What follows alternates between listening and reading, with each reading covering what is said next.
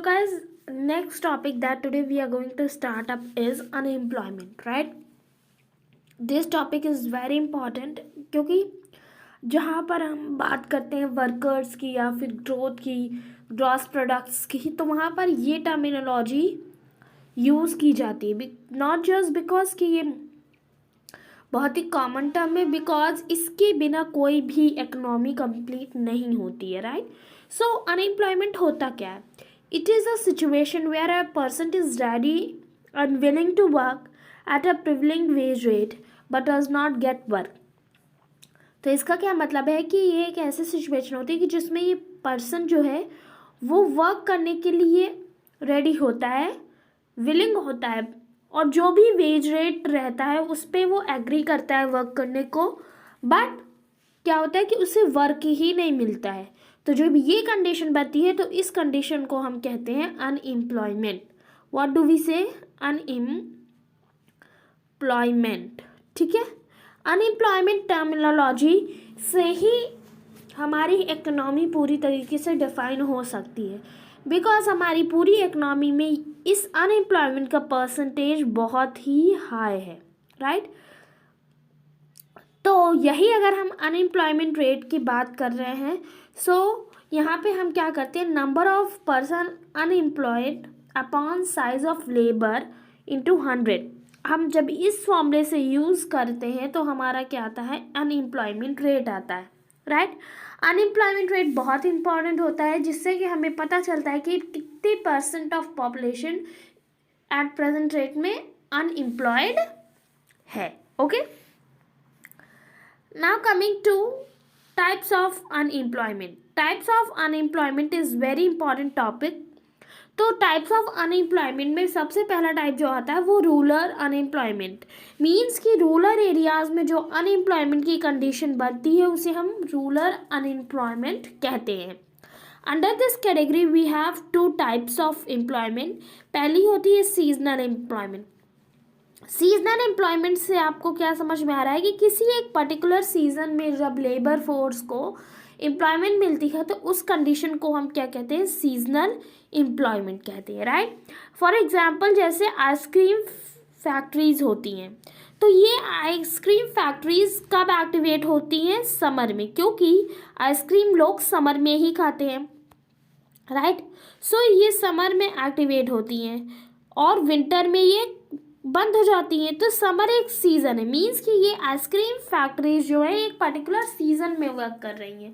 तो जो भी लेबर फोर्स होगी उसे समर में वर्क मिलेगा, विंटर में ये वर्क जब ओवर हो जाएगा, ख़त्म हो जाएगा, तो यहाँ पर जो भी लोग पीपल वर्क कर रहे थे वो क्या हो जाएंगे, अनएम्प्लॉयड. ठीक, तो इसी को कहते हैं हमारा रूरल कंडीशन ऑफ अनएम्प्लॉयमेंट. दूसरा टाइप जो रूरल अनएम्प्लॉयमेंट में आता है वो होता है डिसगाइज्ड एम्प्लॉयमेंट. डिसगाइज्ड एम्प्लॉयमेंट क्या होता है? Basically it is existing one marginal physical productivity of labour is zero sometimes negative.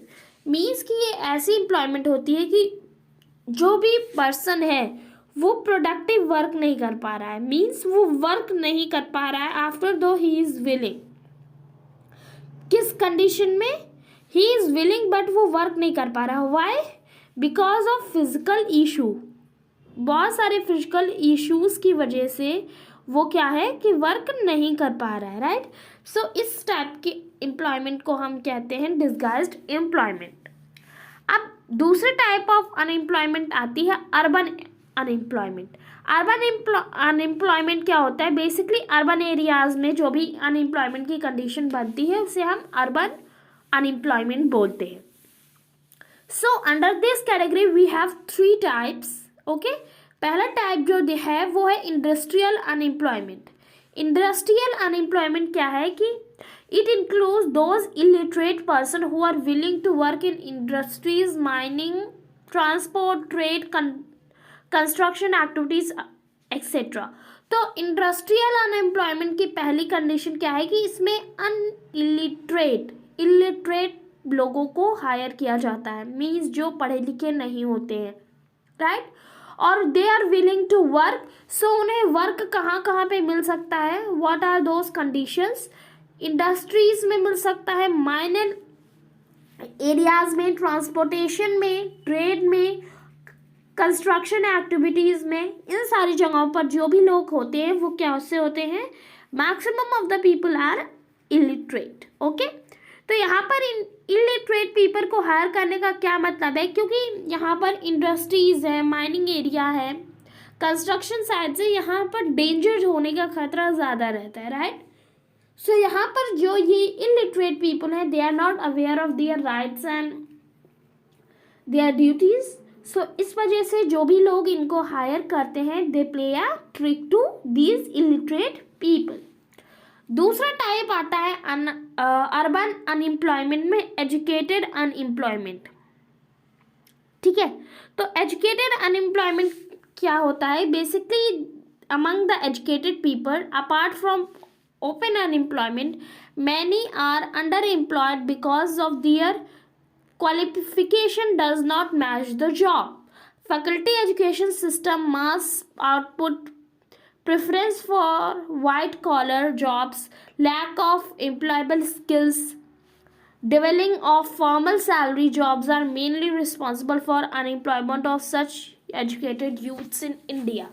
So educated unemployment का मतलब क्या होता है, बेसिकली एजुकेटेड अनएम्प्लॉयमेंट होती है कि एजुकेटेड पीपल जो हैं वो जब जॉब नहीं पाते हैं, who are willing and eligible also, but वो अनएम्प्लॉयड क्यों रह जाते हैं, दे आर जस्ट अनएम्प्लॉयड क्योंकि उनकी क्वालिफिकेशन जो है वो जॉब से मैच नहीं करती है, राइट। अब जिस इंसान ने मैथ्स लिया है, इट इज़ नॉट कंपल्सरी कि वो इंजीनियरिंग ही निकाले। बहुत सारी ऐसी जॉब्स भी होती हैं जहाँ पर मैथ्स की रिक्वायरमेंट होती है, बट हमारी इंडियन सोसाइटी में ये कैटेगराइज कर दिया गया है कि whosoever is taking maths is eligible for engineering only। तो यही है कि हमारे जो एजुकेटेड पीपल है, एजुकेटेड यूथ है हमारे इंडिया की, वो अनएम्प्लॉयड है बिकॉज कि उसकी क्वालिफिकेशन उसकी जॉब से मैच नहीं करती है, राइट। उनकी एम्प्लॉयबल स्किल्स नहीं होती हैं, राइट। उनको एम्प्लॉइंग के लिए यानी उनको जॉब पाने के लिए उन्हें ये नहीं बताया जाता है कि उन्हें कौन सी स्किल जो है वो बहुत स्ट्रॉन्ग स्किल है जो उन्हें लाइवलीहुड अर्न करने में हेल्प करती है। तो यही होता है एजुकेटेड अनएम्प्लॉयमेंट। ठीक है, अब तीसरा टाइप आता है टेक्नोलॉजिकल अनएम्प्लॉयमेंट। टेक्नोलॉजिकल अनएम्प्लॉयमेंट क्या होती है, बेसिकली स्ट्रक्चरल अनएम्प्लॉयमेंट होती है which takes place in economy as a result of technological improvement.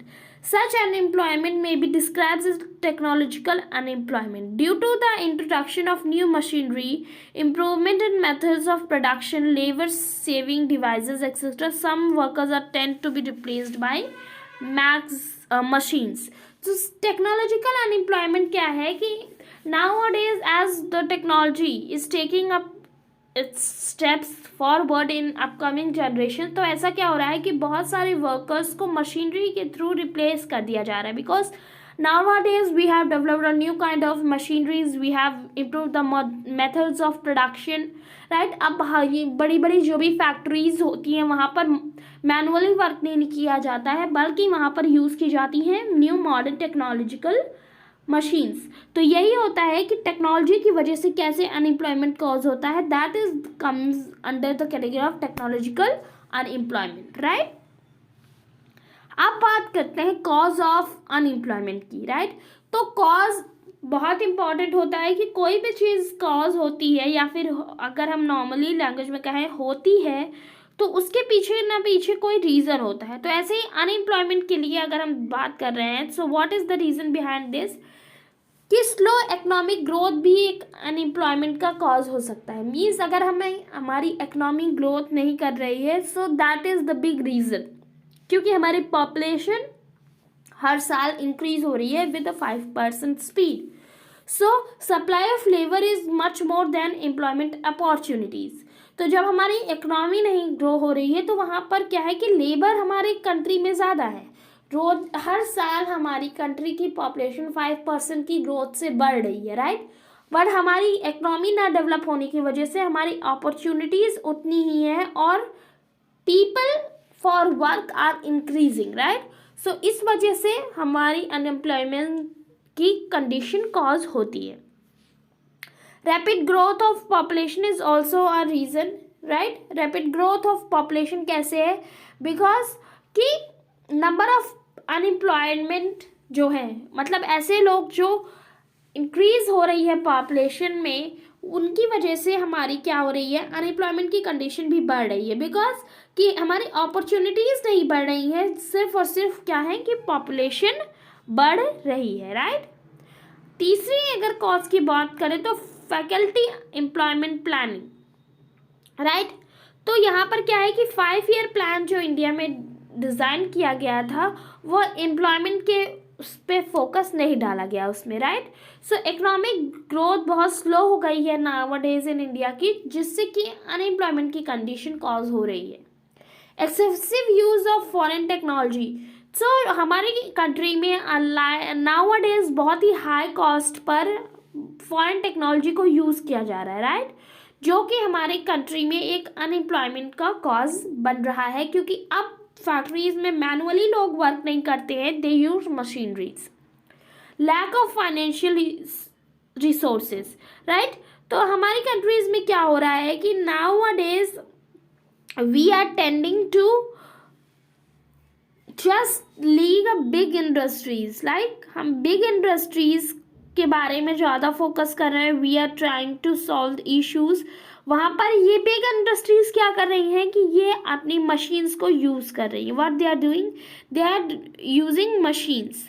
तो यहाँ पर मशीन्स यूज़ होने की वजह से क्या हो रहा है कि मैनुअल वर्कर्स, आप सिर्फ वर्कर्स भी लिख सकते हो, वर्कर्स क्या हो रहे हैं, इफेक्ट हो रहे हैं, वर्कर्स का लाइवलीहुड छिन रहा है, राइट. क्योंकि हमारे पास अभी जो फाइनेंशियल रिसोर्सेज हैं वो भी अभी इंडिया में बहुत कम है. अगर हमारी कंट्री के फाइनेंशियल रिसोर्सेज इंक्रीज करते हैं तो हमारी स्मॉल स्केल इंडस्ट्रीज और मिडिल स्टेट्स इंडस्ट्रीज़ में इंक्रीमेंट होगा, और जहाँ हमारी स्मॉल स्केल इंडस्ट्रीज़ में इंक्रीमेंट होगा वहाँ पर हमारी अनएम्प्लॉयमेंट की कंडीशन रिड्यूस होगी, क्योंकि वर्कर्स को फिर से in small and primary stage industries में वर्क मिलने लगेगा. तो आई होप कि इस आपको क्लियर हो गया होगा, right. And this unemployment is playing a very important role in our economy, क्योंकि बहुत सी लार्ज पॉपुलेशन है जो कि अनएम्प्लॉयमेंट को फेस कर रही है, right. So it doesn't mean कि अगर कुछ परसेंटेज ऑफ एम्प्लॉयमेंट है हमारी कंट्री में यूथ के पास तो उससे कुछ भी चेंज आएगा कंट्री की इकोनॉमी में, बिकॉज अभी बहुत सी लार्ज परसेंटेज है जो कि क्या है, अनएम्प्लॉयड है, राइट. सो आई होप कि आपको ये टॉपिक क्लियर हो गया होगा. अगर कोई डाउट है तो प्लीज़ आप लोग कमेंट सेक्शन में पूछिए and stay tuned for the next video, because in next video we will be discussing further more few topics of the chapter, right. So don't forget to do share with your friends and do like and subscribe to the channel.